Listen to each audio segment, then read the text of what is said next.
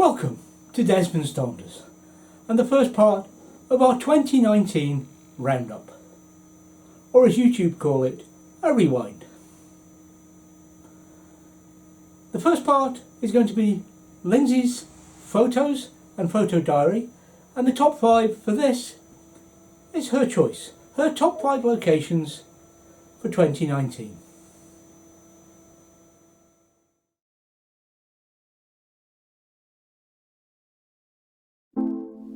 Diary, 10th of June 2019, Aros Park, Mull.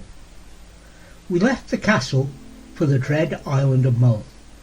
We stopped at a caracal to empty the toilet and then Strontium for a little shopping. Then we had some lunch on the lochside and then onwards to the ferry, just a short and smooth crossing from Lochaline to Fishnish. We headed towards our stopover for the night with a little trepidation after all the bad reports of Mull. Aros Park is a lovely spot and Spidey was straight out to explore. Lindsay and I headed out on one of the marked trails around the Lockham. On the trail we found one of the Tobermory rocks. We photographed and moved it to a new spot.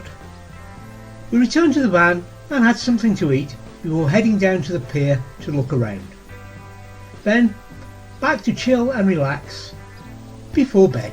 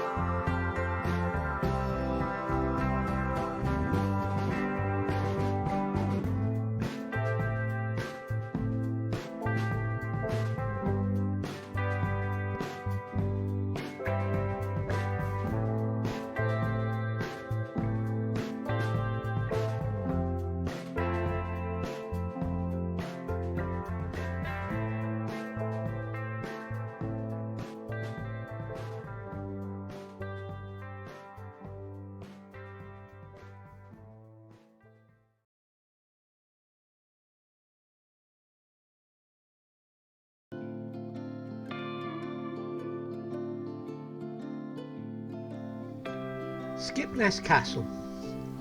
Skipness Castle stands on the east side of the Kintyre Peninsula in Scotland, near the village of Skipness. The main structure of the castle was built in the early 13th century by the Clan Machrie, with later fortifications and other additions made to the castle through the 13th, 14th and 16th centuries. The castle was garrisoned with royal troops in 1494 during King James IV's suppression of the Isles. During the Wars of the Three Kingdoms in 1646, the castle was besieged. The castle was abandoned in the 17th century. The Green Lady of Skipness Castle is said to haunt the location.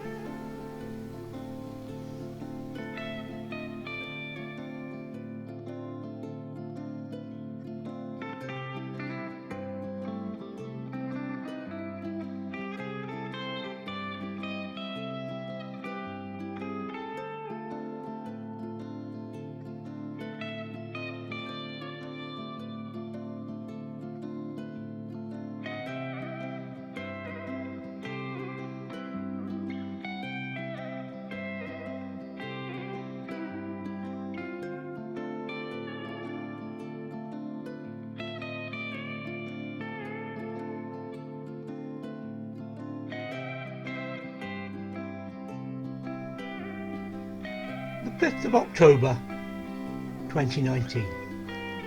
Skipness Castle.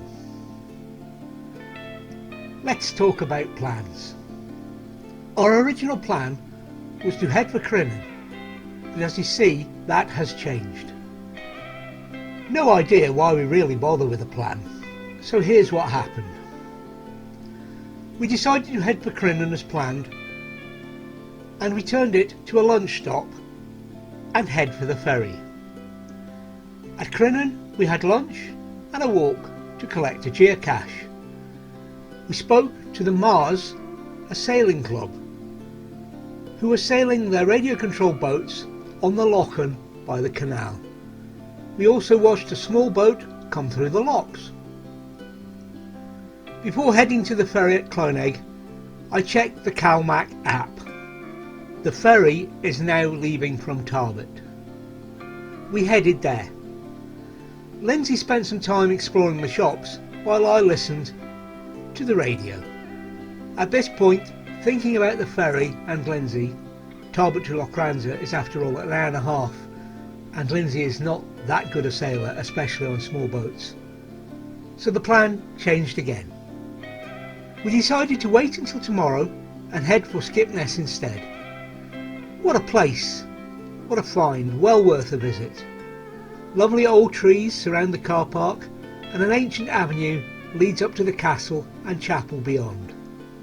You can still climb the castle tower onto the roof, with magnificent views even in the murky weather. We did not intend to come here, but a very nice unplanned spot. In the evening it was time to chill and enjoy the first dram of the holiday in my new nosing glass.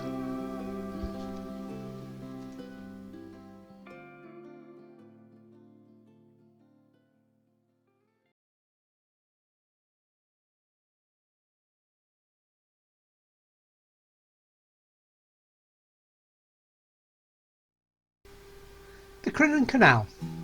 It starts at Ardrishig on Loch Fyne and ends 9 miles away at Crinnan on the Sound of Jura. It was designed to provide a quick link between the west coast and the islands at one end and the Clyde estuary at the other, so avoiding the long voyage around the Kintyre Peninsula. Work started in 1794 and it opened in 1801, 2 years late and over budget. Early problems led to Thomas Telford being asked to redesign parts of the canal in 1816. In its 9 miles from Ardrishig to Crinnan, there are 15 locks and the canal reaches a height of 65 feet above sea level. The summit reach of the canal is relatively short, and every time a boat goes through the locks, about 300,000 litres of water is used. No fewer than 7 reservoirs feed the summit to try and ensure that the Crinnan Canal does not run dry.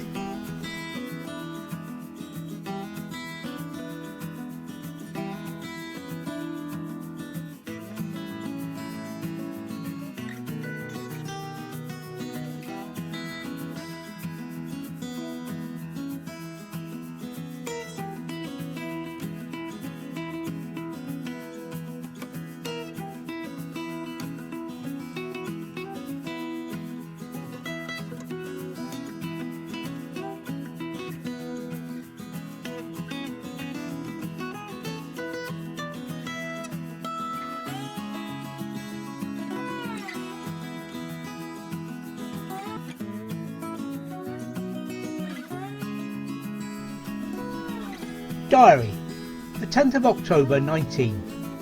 Crinnan Canal. Arran is a great place, but we need to head for drier locations. We caught the last ferry of the day. Goodbye Arran, we will be back. We head to Crinnan for the night and stop via a takeaway that did Chinese and Indian food. Then we chill and relax and work out what we're going to do tomorrow before heading off to bed. Oh, before that we had some Arran chocolate. Very nice.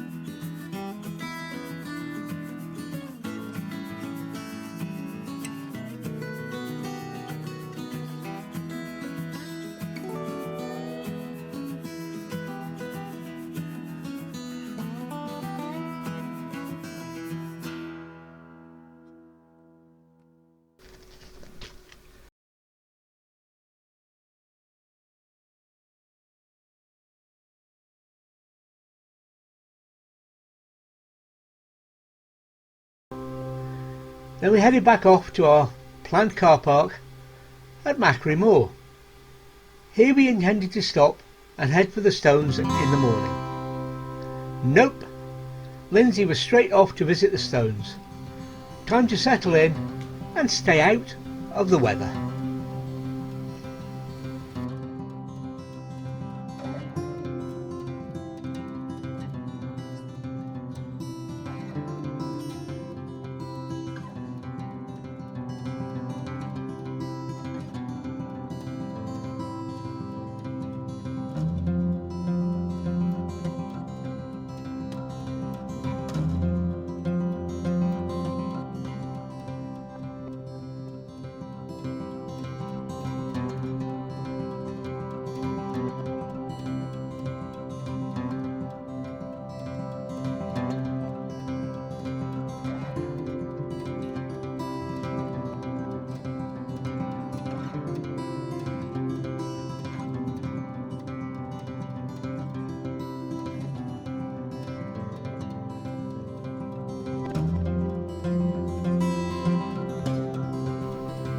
Machrie Moor, one of the largest areas of reasonably level ground on the Isle of Arran. It lies in a broad triangle to the south of the Machrie water as it makes its way to the sea, midway down the island's west coast. People have been present in this part of Arran for up to 8,000 years, and for the last 6,000 of those they have been living in ways that left a physical imprint on the landscape around them. At the heart of this wider ancient landscape, both physically and spiritually, is Machrie Moor. Here are the remains of no fewer than 6 closely grouped stone circles, while the immediately surrounding area comes complete with chambered cairns, standing stones and hut circles.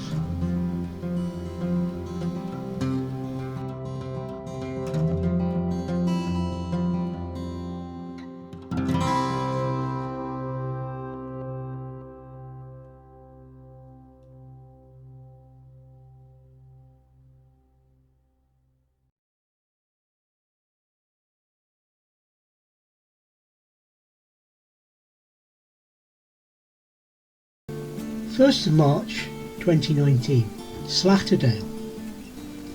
After collecting a geocache, we are leaving Grantown and heading towards Inverness for diesel, supplies and lunch.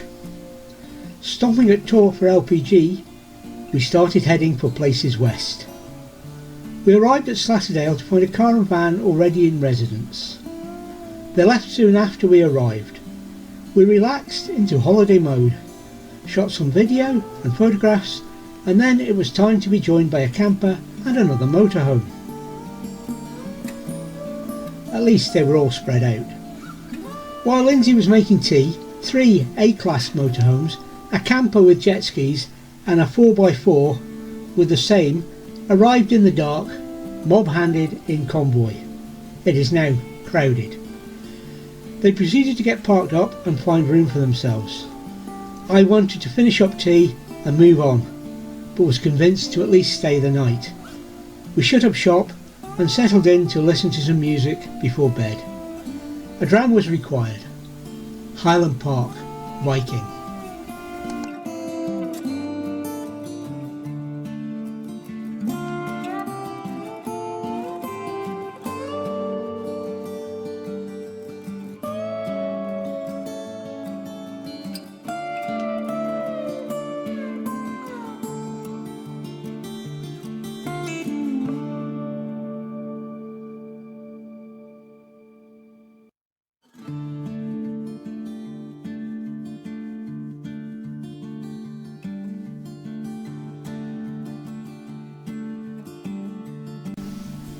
Second of March 2019, Slattadale.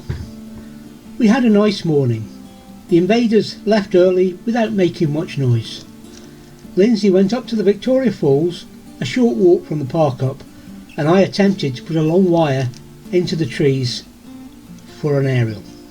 I failed miserably, too much drag caused by the rope. As Lindsay returned, the rain started falling. Boy, did it start falling. Homemade soup is the order of the day for lunch, followed by an afternoon of radio and reading. The wind got up later and the antennas were rattling. I dropped the VHF antenna early on, which helped with the noise.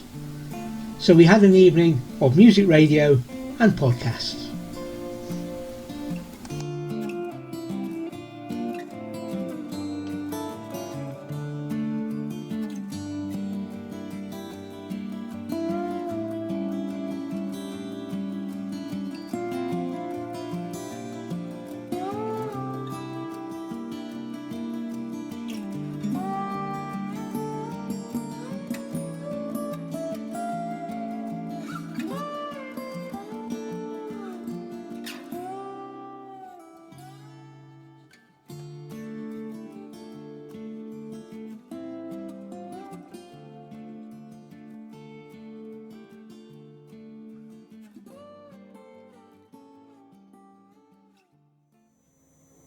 Thank you for watching part 1 of our 2019 review. Please join me next week for my top 5 spots and Donder park-ups. Thank you for watching Desmond's Donders. We'll hope you'll join us again for more photos, waffle and video as we travel around Scotland. Bye for now.